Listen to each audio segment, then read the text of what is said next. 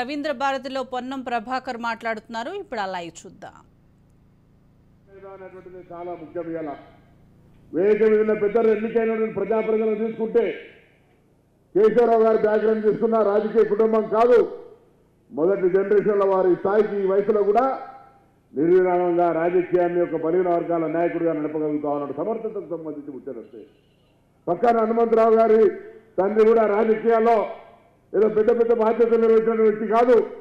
అదేవిధంగా మహేష్ కుమార్ గౌడ్ గారి వారసత్వ కుటుంబం కూడా ఎక్కడ రాజకీయాలకు సంబంధం లేదు.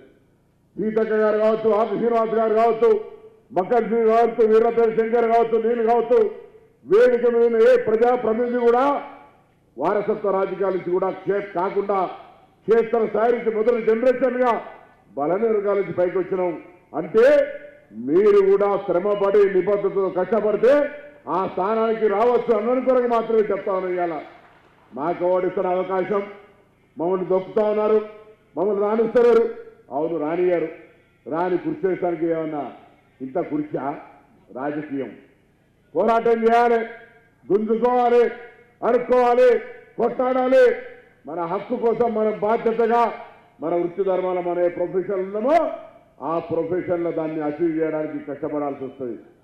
కష్టం లేకుండా ఊరికి వస్తే కూడా దాన్ని తృప్తి ఉండదు. ఎప్పుడు కానీ త్రిల్లు కిక్కి కావాలంటే ఆ పోరాటం చేయాల్సిందే, రాజకీయంగా కొట్లాడాల్సిందే క్షేత్రస్థాయిలో చెప్తా ఉన్నాం.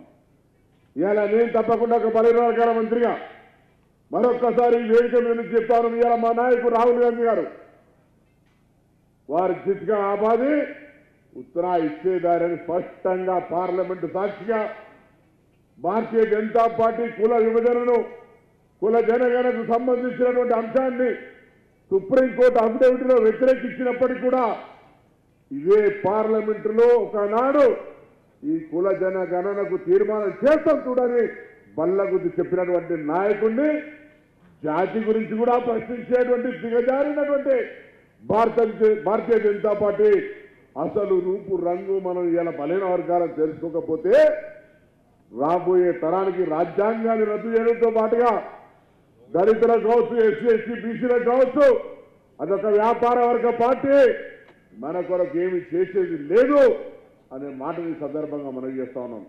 అటువంటి పరిస్థితులలో ఇలా రాహుల్ గాంధీ గారు చెప్పిన మాటకు అనుగుణంగా మన గౌరవ ముఖ్యమంత్రి రేవంత్ రెడ్డి గారి నేతృత్వంలో శాసనసభలో ఒక బలహీన వర్గాల శాఖ మంత్రిగా శాసనసభ తీర్మానం చేసుకొని కుల జనగణనకు సంబంధించినటువంటి బిల్లు జివో తెచ్చుకున్నాం, పైసలు కేటాయించుకున్నాం. ఆ బీసీ యొక్క కమిషన్ సమయం ఆగస్టులో అయిపోతుందని ప్రారంభిస్తే మధ్యలో ఆగద్దని కమిషన్ అయిపోయిన వారం రోజుల్లోనే కొత్త కమిషన్ నియమించుకున్నాం.